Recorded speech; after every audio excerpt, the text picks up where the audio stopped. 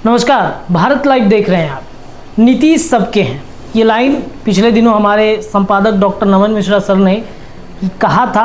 और साथ ही साथ जदयू कार्यालय में अगर आप जाएंगे तो एक बैनर, बड़ा सा बैनर, कई दिनों तक बैनर लगा रहा जिस पर यह लिखा था कि नीतीश सबके हैं। अब सबके कैसे हैं तो इस वीडियो में हम चर्चा करके बताएंगे। देखिए, बिहार के मुख्यमंत्री नीतीश कुमार वर्तमान में तो भले महागठबंधन की सरकार में है, लेकिन एनडीए से उनकी नज़दीकियां अब फिर से एक बार बढ़ने लगी हैं।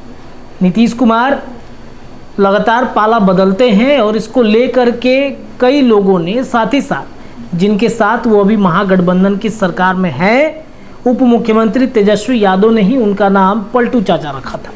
यानी कि पलटी मारने की वजह से उनका नाम पलटू चाचा जो है वो रखा गया।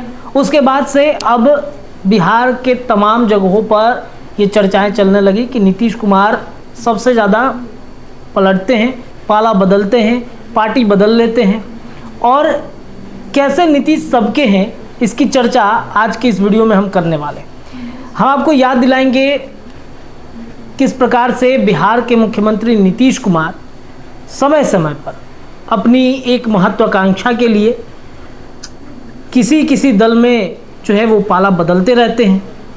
अब हमको ये बताना आप सबको बेहद ज़रूरत है कि 2005 से बिहार की सियासत में शिखर पर रहने वाले नीतीश कुमार बीजेपी के खिलाफ इन दिनों लोकसभा के चुनाव की तैयारी कर रहे हैं। और इस लोकसभा चुनाव के तैयारी करने की जो नींव रखी गई है वो इंडिया गठबंधन नाम रखा गया है उसका। और नरेंद्र मोदी के विजय रथ 2024 में नरेंद्र मोदी का जो विजय रथ निकलेगा उसको रोकने के लिए नीतीश कुमार ने नींव पटना में रखी। सभी विपक्षी दलों को एकजुट करने की शुरुआत की, कवायदात हुई। इस दौरान वो बीच बीच में अपने पुराने दोस्त यानी कि एनडीए गठबंधन से रिश्ता उनका बरकरार रहा। हमारे संपादक नमन मिश्रा ने कहा था कि जितना अमित शाह और मोदी से फ़ोन पे बातचीत सत्ता में रहते हुए नीतीश कुमार से नहीं हुई थी, उससे कई ज़्यादा गुना बातचीत तब हुई है जब वो जब एनडीए से अलग हुए। सत्ता कहना गलत होगा, एनडीए गठबंधन से वो जब अलग हुए तब अमित शाह और नरेंद्र मोदी से बातचीत टेलीफोनिक ज़्यादा हुई। इसकी चर्चा हमारे संपादक लगातार पंचनामा में भी करते रहे हैं। अब देखिए, भारत में हाल ही में G20 का शिखर सम्मेलन हुआ। इसमें इस दौरान 20 से अधिक देशों के राज्याध्यक्ष जो हैं इसमें शिरकत करने पहुंचे हुए थे। लेकिन सबसे ज़्यादा चर्चा किन की हुई?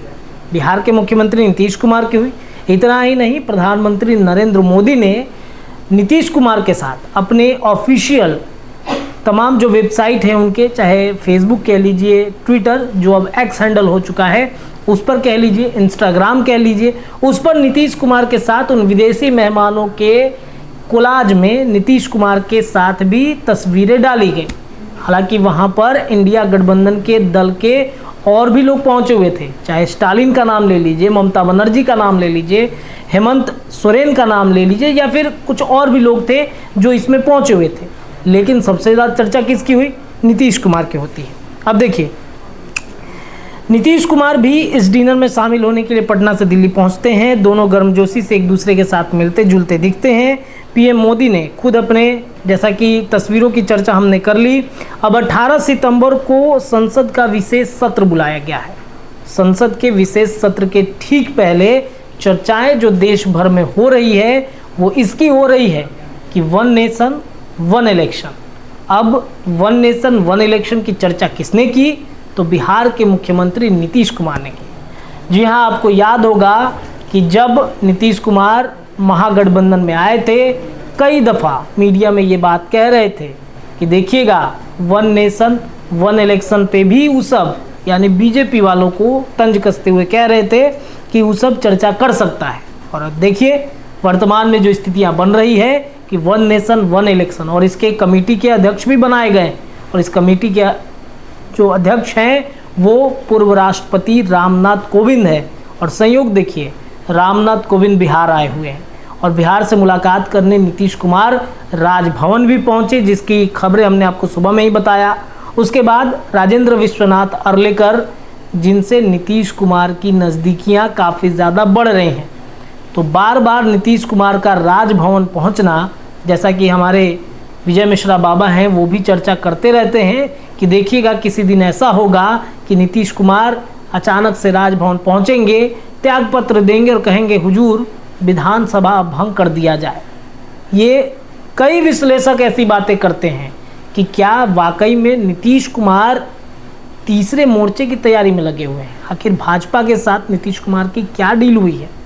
रामनाथ कोविंद का बिहार आना, इसके साथ ही साथ एक और खबर जो हमारे संपादक नमन मिश्रा सर ने कल ही पंचनामा में चर्चा करके बताया कि G20 के शिखर सम्मेलन में नीतीश कुमार यूं ही नहीं गए हैं।